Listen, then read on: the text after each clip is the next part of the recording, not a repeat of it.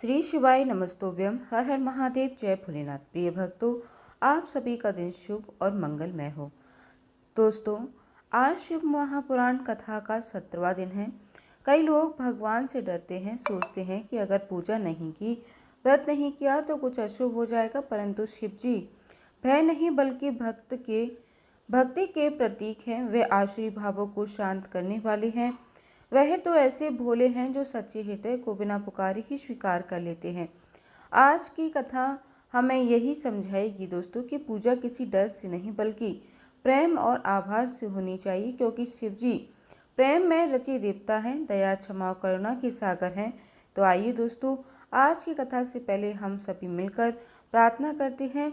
हे भय हरण शिव जी, हमारे मन में से डर को दूर कर दीजिए। हमें ऐसा विश्वास दें कि हम आपकी भक्ति बिना किसी दिखावे और भय के कर सकें। आपके प्रति हमारा प्रेम ही हमारी पूजा बन जाए। और हर हर महादेव। अब सुनिए दोस्तों आज की कथा। श्री ब्रह्मा जी कहते हैं, हे नारद, ने ब्राह्मण ने देवी पार्वती को पतिव्रत धर्म की शिक्षा देने के पश्चात मैना को बुलाकर कहा, महारानी जी, अब अपनी पुत्री की यात्रा कराइए, इसे विदा कीजिए। तब बहुत अच्छा कहकर वे प्रेम के वशीभूत हो गईं। फिर धैर्य धारण करके उन्होंने काली को बुलाया और उसके वियोग के भय से व्याकुल होकर वे बेटी को बारंबार गले लगाकर अत्यंत उच्च स्वर से रोने लगी। फिर पार्वती भी करुणाजनक बात कहती है हुई जोर जोर से रोने पड़ी। मैना और शिवा दोनों ही विरह शोक से पीड़ित होकर मूर्छित हो गईं। पार्वती के रोने से देव पत्नियां भी अपनी बुद्ध खो बैठी थी। सारी स्त्रियां वहां रोने लगी। वे सब की सब अचेत सी हो गई थीं। उस यात्रा के समय पर परम प्रभु साक्षात योगेश्वर शिव भी रो पड़े, और फिर दूसरा कौन भला चुप रह सकता था। इस समय अपने समस्त पुत्रों, मंत्रियों, उत्तम ब्राह्मणों के साथ हिमाचल शीघ्र वहां आ पहुंचे और मोहवश अपनी बच्ची को अपने गले से लगाकर रोने लगे। बेटी, तुम मुझे छोड़कर कहाँ चली जा रही हो? ऐसा कहकर सारे जगत को सोना मानते हुए वे बारंबार विलाप करने लगे। तब ज्ञानियों में श्रेष्ठ पुरोहित ने अन्य ब्राह्मणों के सहयोग से कृपा पूर्वक आध्यात्म विद्या का उपदेश देते हुए सबको सुखद रीति को समझाया। पार्वती ने भक्ति भाव से माता पिता के तथा गुरु को प्रणाम किया। वे महामाया होकर भी लोकाचार वश बार बार रोती थी। पार्वती के रोने से ही सारी स्त्रियां रोने लगती थीं। माता मैना तो बहुत रोईं, भजाइयां भी रोने लगी। यही दशा पार्वती के भाइयों की भी थी। शिवा की माँ, भाभियां तथा अन्य युवतियां बार बार रो रही थीं। भाई और पिता भी प्रेम और सौहार्दवश रोने बिना ही रह सकते हैं क्या? उस समय ब्राह्मणों से मिलकर सभी को आदरपूर्वक समझाया और यह सूचित किया कि यात्रा के लिए यही सबसे उत्तम है और सुखद लगन है। तब हिमालय और मैना ने विवेकपूर्ण धैर्य धारण करके शिवा को बैठने के लिए पालकी मंगवाई।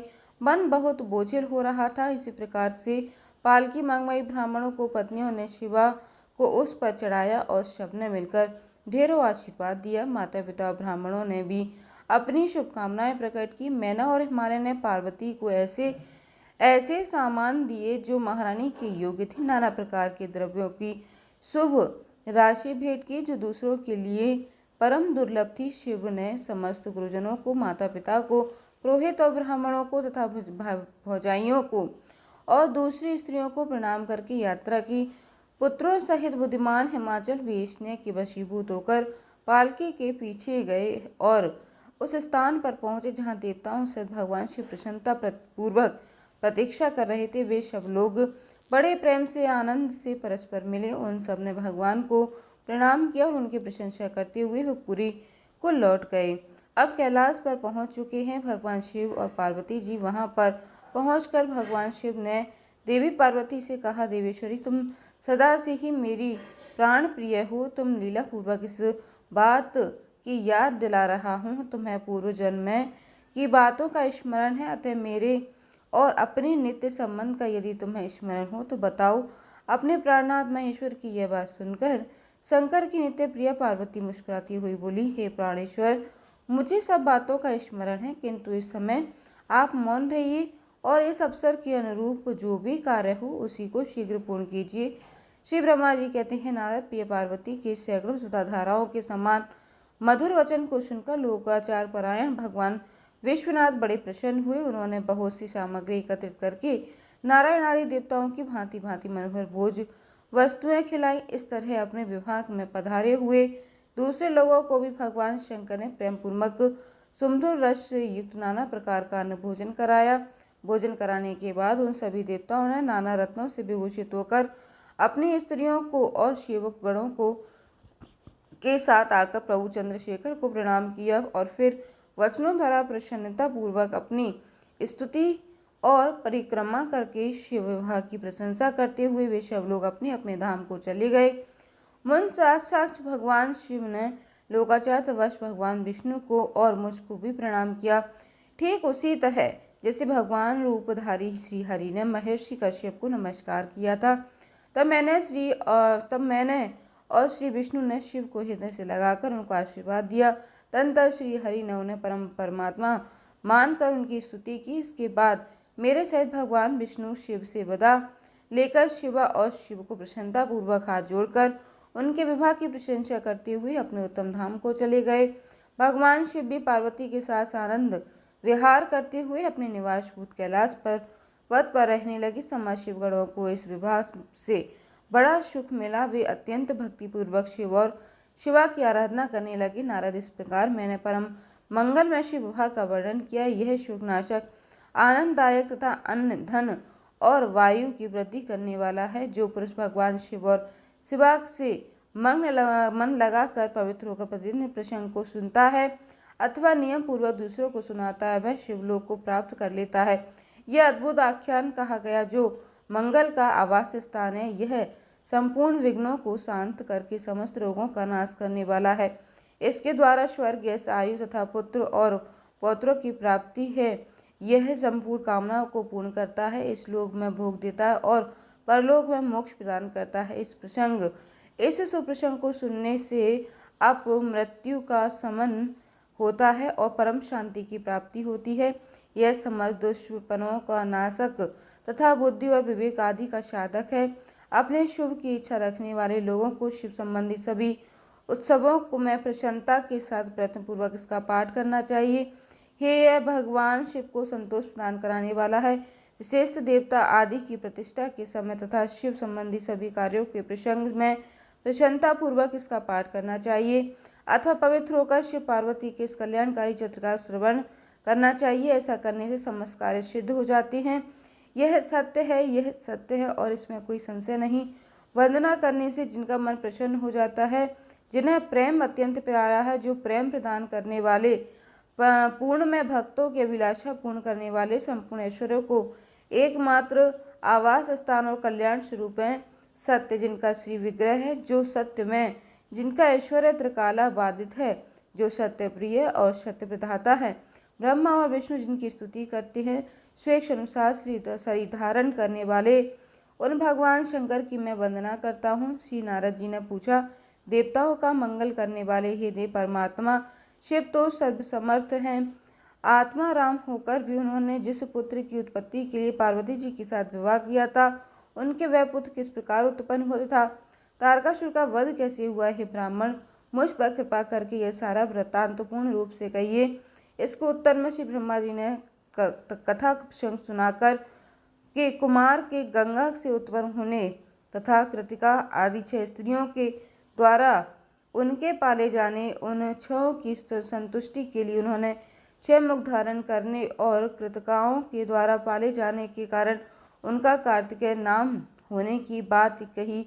तदनंतर उनके शंकर गिरजा की सेवा में लाए जाने की कथा भी सुनाई। फिर ब्रह्मा जी ने कहा, हे भगवान, शंकर ने कुमार को गोद में बिठाकर अत्यंत स्नेह किया। नारद देवताओं ने उन्हें नाना प्रकार के पदार्थ, विद्याएं, शक्ति और शस्त्र आदि प्रदान किए।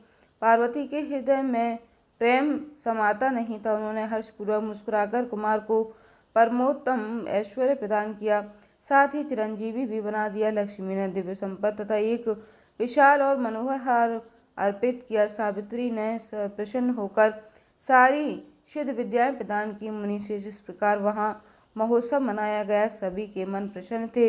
विशेषतः शिव और पार्वती के तो आनंद का पार ही नहीं था।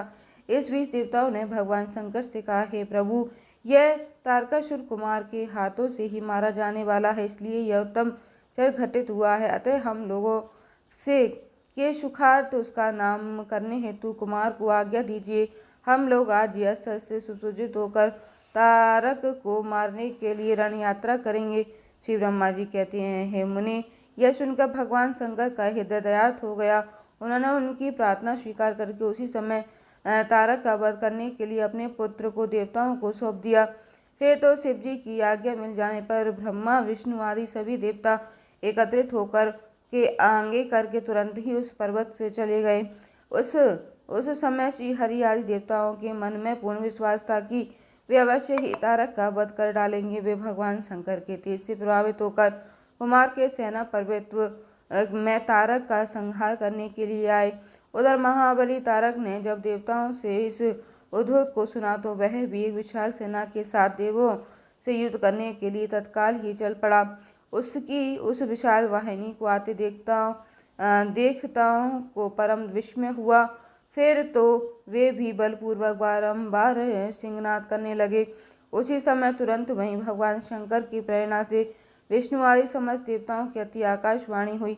आकाशवाणी ने कहा, हे देवज्ञ, तुम लोग जो कुमार और अधिनायक के में युद्ध करने के लिए उद्यत हुए हो, इसमें तुम संग्राम में दैत्यों को जीतकर विजय होगे। श्री ब्रह्मा जी कहते हैं, मुने, उस आकाशवाणी को सुनकर सभी देवताओं का उत्साह और भी बढ़ गया।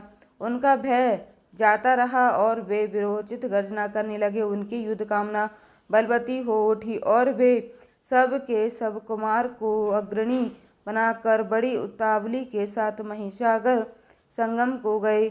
उधर बहुसंख्यक असुरों से घिरा हुआ वह तारक भी बहुत बड़ी सेना के साथ शीघ्र ही वहां आ धमका जहां वे सभी देवतागण खड़े थे। उस असुर के आगमन काल में प्रलय कालीन मेघों का समान गर्जना करने वाली रणभेरिया तथा अन्य कर्कश शब्द करने वाले रणभाग बज रहे थे। उस समय तारकासुर के साथ आने वाले दैत्य ताल ठोकते हुए गर्जना कर रहे थे। उनके पदाघात से पृथ्वी कांप उठी थी। उस अत्यंत भयंकर कोलाहल को सुनकर भी सभी देवता निर्भय ही बन रहे। वे एक साथ मिलकर तारकासुर से लोहा लेने के लिए डट कर खड़े हो गए। उस समय देवराज इंद्र कुमार को गजराज पर बिठाकर सबसे आगे खड़े हो गए। वे लोकपालों से घिरे हुए थे और उनके साथ देवताओं की महती सेना थी। फिर कुमार ने उस गजराज को तो महेंद्र को दे दिया और वे स्वयं एक ऐसे विमान पर आरूढ़ हो गए जो परमार्शजनक तथा नाना प्रकार के रत्नों से सुशोभित था।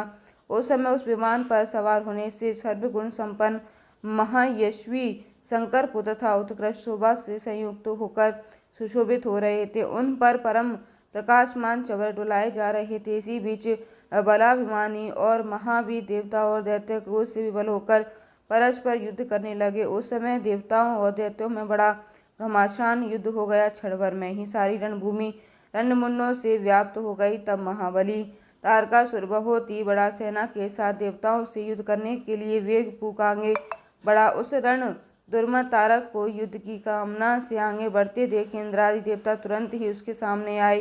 फिर तो दोनों सेनाओं में महान कोलाहल होने लगा। फिर देव और असुरों के विनाश करने वाले ऐसा द्वंद्व युद्ध प्रारंभ हुआ जिसे देखकर वीर लोग हर्षोत्फुल्ल हो गए और कायरों के मन में भय समा गया। इसी समय वीरभद्र कुपित होकर महाबली प्रथम गणों के साथ वीराभिमानी तारक के पास जा पहुँचे। वे बलवान गणनायक भगवान शिव के कोप से उत्पन्न हुए थे। अतः समस्त देवताओं को पीछे करके युद्ध की अभिलाषा से तारक के सम्मुख डट गए। उस समय प्रथम गणों और सारे असुरों के मन में परमोल्लास था। अतः वे उस महासमर में परस्पर गुथम सुगुत होकर जूझने लगे। फिर वीरभद्र से तारक का भयानक युद्ध हुआ। इसी बीच असुरों की सेना रण में विमुख होकर भाग उठी। इसी प्रकार अपनी सेना के को तितर बितर देख उसका नायक तारकासुर क्रोध से भर गया। 10,000 भुजाएं धारण करके सिंह पर सवार होकर देवगणों को मार डालने के लिए वेग पूर्वक उनकी ओर झपटा और वह युद्ध के मुहाने पर देवों और परम गणों को मार मार कर गिराने लगा।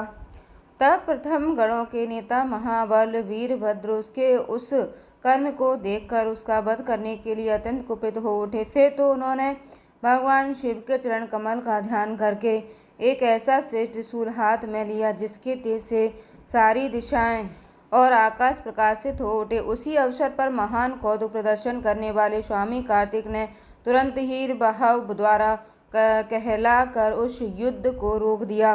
तब स्वामी की आज्ञा से वीरभद्र उस युद्ध से हट गए। यह देख असुर सेनापति महावीर तारक कुपित हो उठा। यह युद्ध कौशल तथा नाना प्रकार के अस्त्रों का जानकार था, अतः देवताओं को ललकार कर उन पर बाणों की वर्षा करने लगा। उस समय बलवानों में श्रेष्ठ असुरराज तारक ने ऐसा महान कर्म किया कि सारे देवता मिलकर भी उसका सामना कर सके। उन भयभीत देवताओं को यूं पिटते हुए देखकर भगवान अच्युत हो क्रोध आया और वे शीघ्र ही युद्ध करने के लिए तैयार हो गए। उन भगवान श्री हरि ने अपने आयु सुदर्शन चक्र को और शांग और धनुष को लेकर युद्ध स्थल में महादैत्य तारकर का पर आक्रमण किया।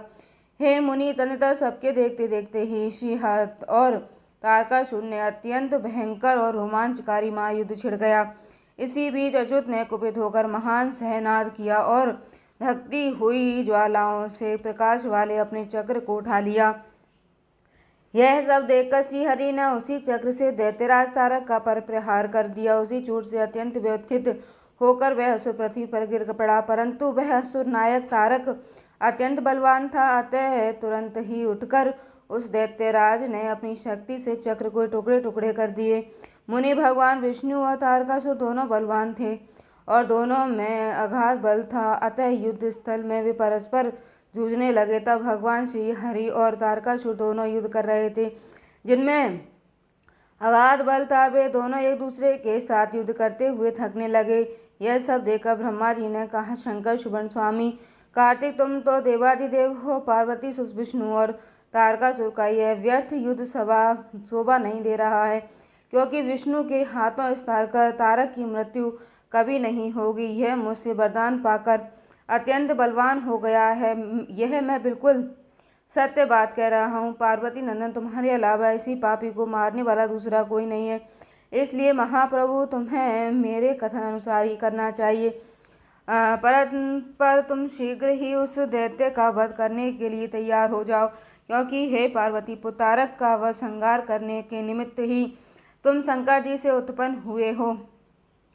ब्रह्मा जी कहते हैं, मुनि, इस प्रकार मेरा कथन सुनकर शंकर नंदन कुमार कार्तिकेय ठठाक कर हंस पड़े और प्रसन्नता पूर्वक बोले, तथास्तु, ऐसा ही होगा। तब महान ऐश्वर्यशाली शंकर सुबन कुमार का तारकासुर का वध का निश्चय करके विमान के उतर पड़े और पैदल हो गए। जिस समय महाबली शिवपुत्र कुमार अपनी अत्यंत चमकीली शक्ति को, जो लपटों से दमकती हुई एक बड़ी उल्का सी जान पड़ती थी, हाथ में लेकर पैदल ही दौड़ रहे थे, उस समय उनकी अद्भुत शोभा हो रही थी। उनके मन में तनिक भी व्याकुलता नहीं थी। वे परम प्रचंड और परम बलशाली थे। उन क्षणमुख को अपनी आते देखकर श्रेष्ठों से वह तारक कुमार बोला, क्या शत्रुओं का संहार करने वाला कुमारी यही है?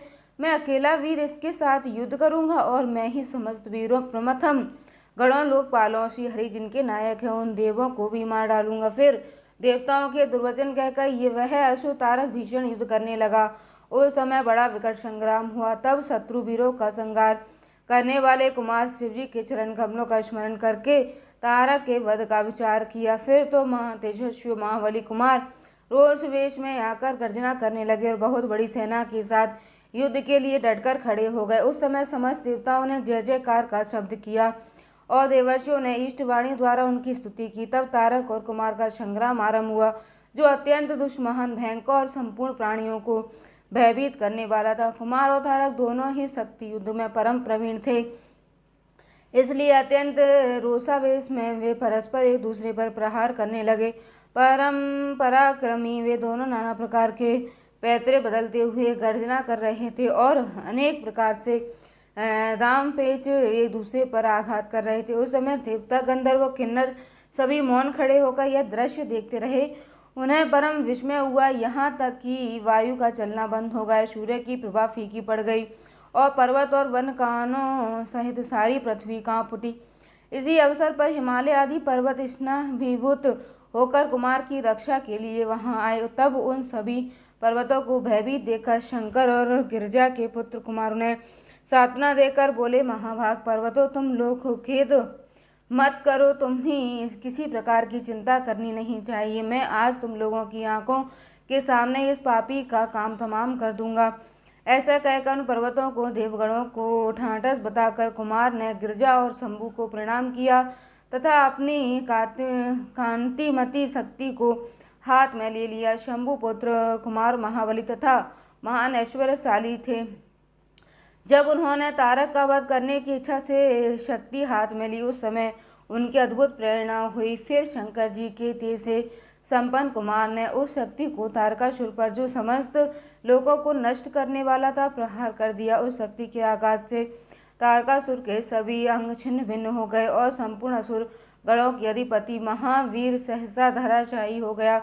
मुन सबके देखते ही कुमार द्वारा मारे गए तारक के प्राण पखेरु उड़ गए। उस उत्कृष्ट वीर तारक को महासागर में प्राण रहित होकर गिरा हुआ देखकर वीरवर कुमार ने पुनः उस पर वार नहीं किया। उस महाबली दैत्यराज तारक के मारे जाने पर देवताओं ने बहुत से असुरों को मौत के घाट उतार दिया। उस युद्ध में कुछ असुरों ने भयभीत होकर हाथ छोड़ दिए, कुछ के शरीर छिन्न भिन्न हो गए। हजारों दैत्य मृत्यु के अतिथि बन गए।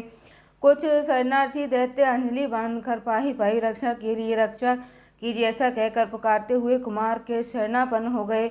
कुछ मार डाले गए और कुछ मैदान छोड़कर भाग गए।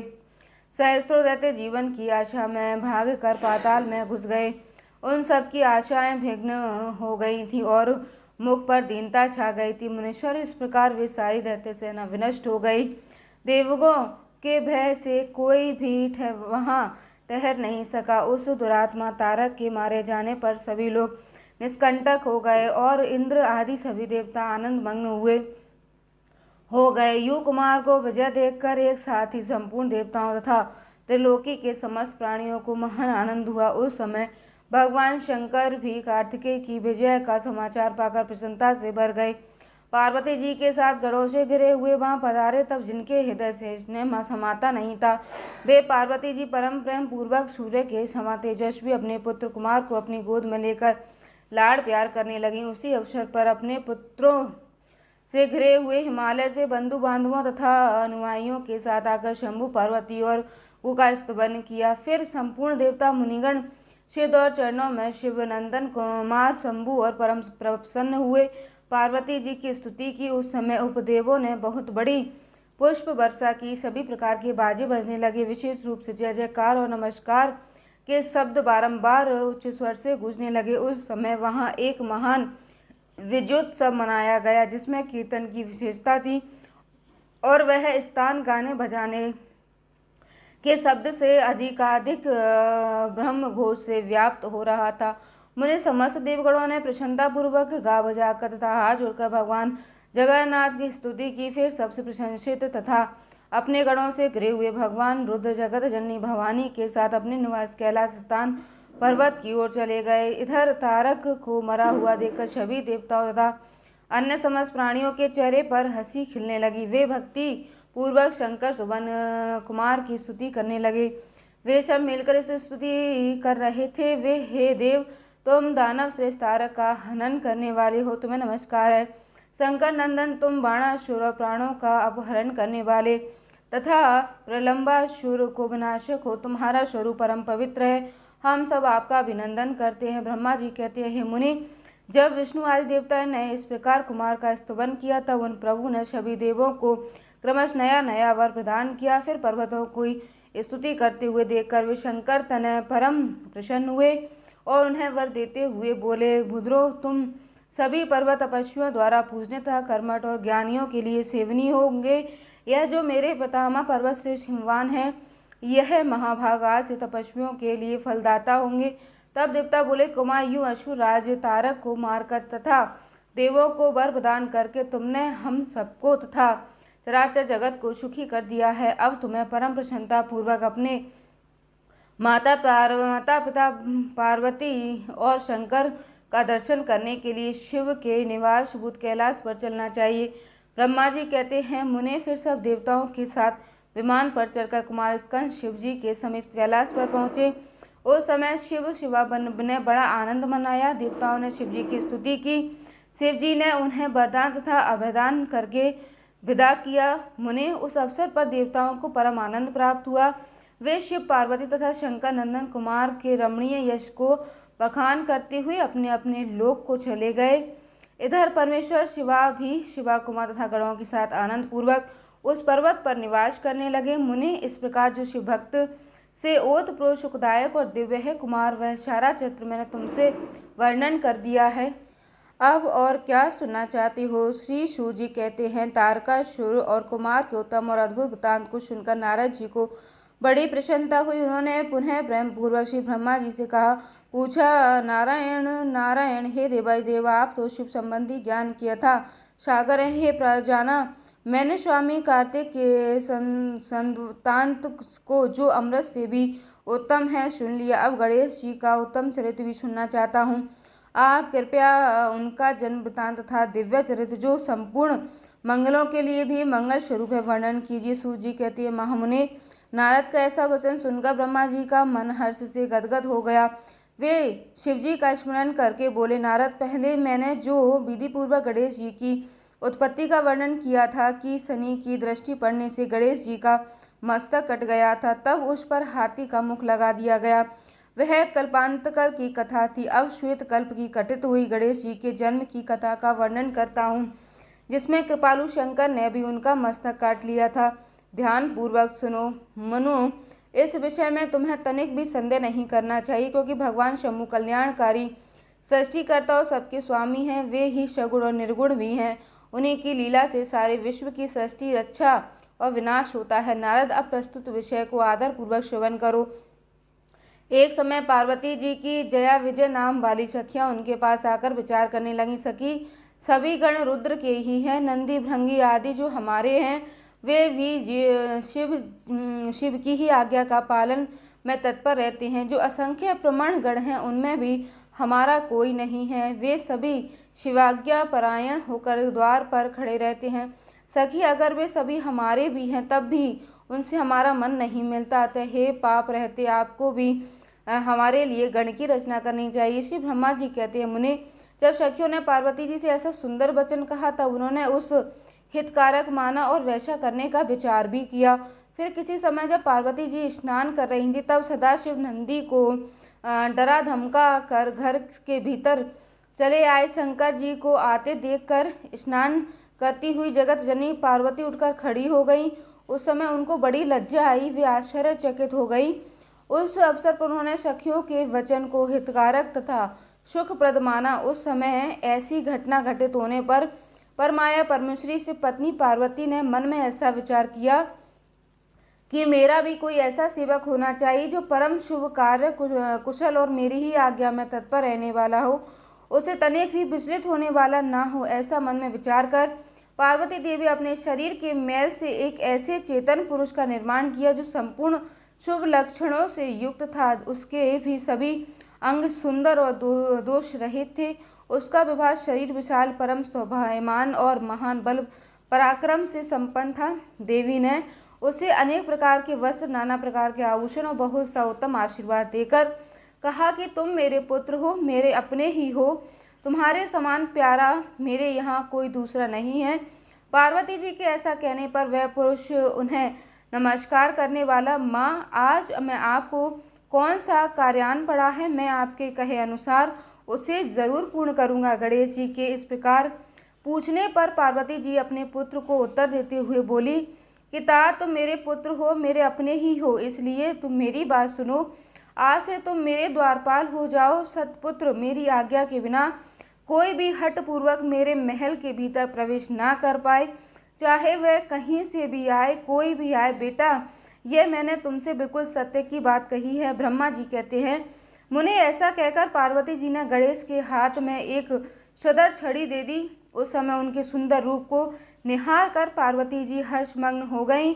उन्होंने परम प्रेम पूर्वक अपने पुत्र का मुख चूमा और कृपा वश होकर छाती से लगा लिया। फिर दंडधारी गणराज को अपने द्वार पर स्थापित कर दिया। बेटा नारद फिर पार्वती नंदन महावीर गणेश पार्वती की हित कामना से हाथ जोड़कर हाथ में छड़ी लेकर गृह द्वार पर पहरा देने लगे। उधर शिवा अपने पुत्र गणेश को अपने दरवाजे पर नियुक्त करके अपनी सखियों के साथ स्नान करने लगी।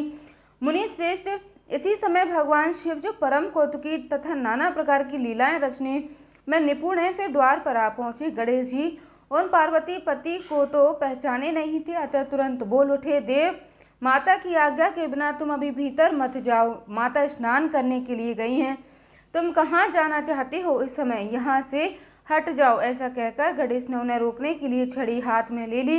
उन्हें ऐसा करते देखकर शिवजी बोल उठे, मूर्ख, तू किसे रोक रहा है? दुर्बुद्धि, क्या तू मुझे नहीं जानता? मैं शिव के अतिरिक्त हूँ और कोई नहीं हूँ। फिर महेश्वर के गण उसे समझाकर हटाने के लिए वहां आए और गणेश से बोले, सुनो, हम मुख्य शिवगण ही द्वारपाल हैं और सर्वव्यापी भगवान शंकर की आज्ञा से तुम्हें हटाने के लिए ये यहाँ आए हैं। तुम्हें भी गढ़ समझकर हम लोगों ने मारा नहीं, अन्यथा तुम कब के मारे गए होते। अब कुशल इसी में है कि तुम खुद ही यहाँ से हट जाओ। क्यों व्यर्थी अपनी मृत्यु को बुला रहे हो? ब्रह्मा जी कहते हैं, मुने यूँ कहे जाने पर गिरिजानंदन गणेश निर्भय भी बने रहे। उन्होंने शिवगणों को फटकारा और दरवाजे को नहीं छोड़ा। तब उन सभी शिवगणों ने शिवजी के पास जाकर सारा वृतांत उन्हें कह सुनाया। मुनि उनसे सब बातें सुनकर संसार के गति स्वरूप अद्भुत लीला बिहारी महेश्वर अपने गणों को डांट कर कहने लगे, गणों, यह कौन है जो इतना उच्छृंखल होकर शत्रु की भांति बकवास कर रहा है? इस नवीन द्वारपाल को दूर भगा दो और तुम लोग नपुंसक की तरह खड़े होकर उसका वृतांत मुझे क्यों सुना रहे हो? विचित्र लीला करने वाले अपने स्वामी शंकर के ऐसा कहने पर विगण पुनः वहीं लौट आए। फिर गणेश द्वारा पुनः रोके जाने पर शिवजी ने गणों की आज्ञा दी कि तुम पता लगाओ कि वह कौन है और क्यों यहाँ ऐसा कर रहा है। गणों ने पता लगाकर बताया कि हे महादेव, यह तो श्री गिरजा के पुत्र हैं और द्वारपाल के रूप में बैठे हुए हैं। तब लीला रूप में शंकर ने विचित्र लीला करनी चाहिए और अपने गणों का गर्व भी गलित करना चाहा। इसलिए गणों को तथा देवताओं को बुलाकर गणेश जी से भीषण युद्ध करवाया, पर उनमें से कोई भी गणेश जी को पराजित नहीं कर पाया। तब स्वयं शूरपाणी महेश्वर वहां आए। यह सब देखकर गणेश जी ने माता के चरणों का स्मरण किया। तब शक्ति ने उन्हें बल प्रदान किया। सभी देवता शिव जी के पक्ष में आ गए। घोर युद्ध हुआ। फिर स्वयं शूरपाणी महेश्वर ने आकर त्रिशूल से गणेश जी का सिर ही काट डाला। जब यह समाचार पार्वती जी को मिला तो वह बहुत क्रोधित हो गई और बहुत सी शक्तियों को उत्पन्न करके उन्होंने बिना विचारे उन्हें प्रलय करने की आज्ञा दे डाली। फिर तो चारों ओर शक्तियों के द्वारा प्रलय मचाई गई जाने लगी। उन शक्तियों का भय ज्वाजल्यमान तेज सभी दिशाओं को जला डाल रहा था। उसे देखकर वे सभी शिवगण भयभीत होकर भाग खड़े हुए। मुने उसी समय तुम दिव्य दर्शन नारद वहां आ पहुंचे। तुम्हारा वहां आने का अभिप्राय देवता गणों को सुख पहुंचाना था। तब तुमने मुझे देवताओं सहित शंकर जी को प्रणाम करके वहां कहा कि नारायण नारायण, आप सभी देवता गणों को इस विषय में मिलकर विचार करना चाहिए। तब मुनि वे सभी देवता तुम महात्मा के साथ ही सलाह करने लगे कि सुख दुख का नाश भला कैसे हो सकता है।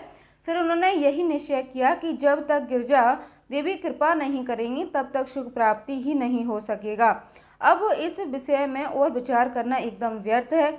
ऐसी धारणा करके तुम्हारे सहित सभी देवता और श्री भगवती शिवा के निकट गए और क्रोध की शांति के लिए उन्हें प्रसन्न करने लगे। उन्होंने प्रेम पूर्वक उन्हें प्रसन्न करते हुए अनेकों स्तोत्रों द्वारा उनकी स्तुति करके बारंबार उनके चरणों में अभिवादन किया। फिर देवज्ञ की आज्ञा से ऋषि बोले, देवर्षियों ने कहा, जगदम्बे तुम्हें नमस्कार है।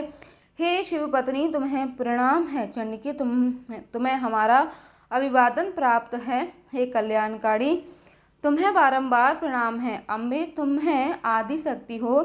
तुम ही सदा सारी सृष्टि की निर्माण कर्त्री पालिका शक्ति और संहार करने वाली हो। देवेश तुम्हारे कोप से सारी त्रिलोकी विकल हो रही है, अतः अब तो प्रसन्न हो जाओ। हे देवी हम सब आपके चरणों में मस्तक झुकाते हैं। ब्रह्मा जी कहते हैं, नारद इस प्रकार तब तुम सभी ऋषियों द्वारा स्तुति किए जाने पर भी परा देवी पार्वती ने उनकी ओर क्रोध भरी दृष्टि से ही देखा, किंतु कहा कुछ नहीं। तब उन ऋषियों ने पुनः उनके चरण कमलों में सिर झुकाया और फिर भक्ति पूर्वक हाथ जोड़कर पार्वती जी से निवेदन किया, देवी अब तो बस सर्वनाश ही होना चाहता है, अतः क्षमा करो हे अंबिके। तुम्हारे स्वामी शिव भी तो यहीं स्थित हैं, तानक उनकी ओर तो देखो। हम लोग यह ब्रह्मा विष्णु आदि देवता तथा सारी प्रजा सब तुम्हारे ही हैं और व्याकुल होकर अंजलि बांधे तुम्हारे सामने खड़े हैं। हे परमेश्वरी, इन सब का अपराध क्षमा करो।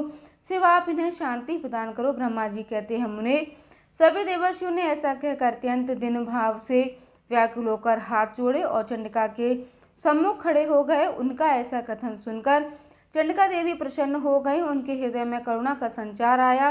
वे ऋषियों के इस प्रकार बोली, ऋषियों, यदि मेरा पुत्र जीवित हो जाए और वह तुम लोगों के मध्य पूजनीय मान लिया जाए तो संगार नहीं होगा। जब तुम लोग उसे सर्वाध्यक्ष का पद प्रदान कर दोगे तभी लोक में शांति हो सकती है, अन्यथा तुम्हें सुख प्राप्त नहीं हो सकता। ब्रह्मा जी कहते हैं, मुनि पार्वती के इस प्रकार कहने पर तुम सभी ऋषियों ने उन देवताओं के पास आकर सारा वृतांत कह सुनाया और फिर उसे सुनकर इंद्र आदि सभी देवताओं के चेहरे पर उदासी छा गई। वे शंकर जी के पास गए और हाथ जोड़कर उनके चरणों में नमस्कार करके सारा समाचार निवेदन कर दिया। देवताओं का कथन सुनकर शिव जी ने कहा, ठीक है, जिस प्रकार सारे त्रिलोकी को सुख मिल सके वही कार्य करना चाहिए, अतः अब उत्तर दिशा की ओर चलना चाहिए और जो जीव पहले मिले उसका सिर काटकर उस बालक के शरीर पर जोर देना चाहिए। ब्रह्मा जी कहते हैं, मुने शिव जी की आज्ञा का पालन करने वाले उन देवताओं ने वहां सारा कार्य संपन्न किया। उन्होंने उस शिशु शरीर के तो पहुंचकर विदित उसकी पूजा की। फिर वे उत्तर दिशा की ओर गए। वहां उन्हें पहले एक दांत वाला हाथी मिला। उन्होंने उसका सिर लाकर उस शरीर पर जोड़ दिया। हाथी को सिर को संयुक्त कर लेने के बाद सभी देवताओं ने भगवान शिवादि को प्रणाम करके कहा, हम लोगों ने तो अपना कार्य कर दिया है, अब जो शेष करना है उसे आप लोग पूर्ण कीजिए। ब्रह्मा जी कहते हैं, अब तब शिवाज्ञा पालन संबंधिनी देवताओं की बात सुनकर सभी देवों ने और पार्षदों को महान आनंद हुआ। फिर ब्रह्मा विष्णु आदि सभी देवताओं ने स्वामी निर्गुण स्वरूप भगवान शंकर को प्रणाम करके बोले, हे स्वामी, आप महात्मा के जिस तेज से हम सभी उत्पन्न हुए हैं, आपका वही तेज वेद मंत्र के अभियोग से इस बालक में प्रवेश करे। इस प्रकार सभी देवताओं ने वेद मंत्रों के द्वारा जल को अभिमंत्रित किया और फिर शिव जी का स्मरण करके उस उत्तम जल को बालक के शरीर पर छिड़क दिया। उस जल का स्पर्श होते ही वह बालक स्वेच्छा से शीघ्र ही चेतना युक्त होकर जीवित हो गया और सोए हुए बालक की तरह उठ बैठा। वैसे वह सौभाग्यशाली बालक अत्यंत सुंदर था। उसका मुख हाथी का सा था, शरीर का रंग हरा लाल था और चेहरे पर प्रसन्नता खिल रही थी।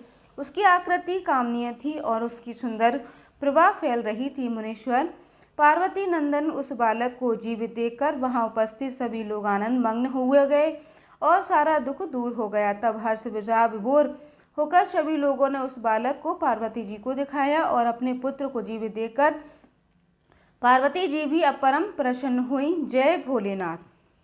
प्रिय भक्तों, आज के अध्याय में बस इतना ही। इसके आगे कथा आप अगले अध्याय में जरूर सुनिएगा। हर हर महादेव। जय भोलेनाथ। धन्यवाद दोस्तों। जय माता दी।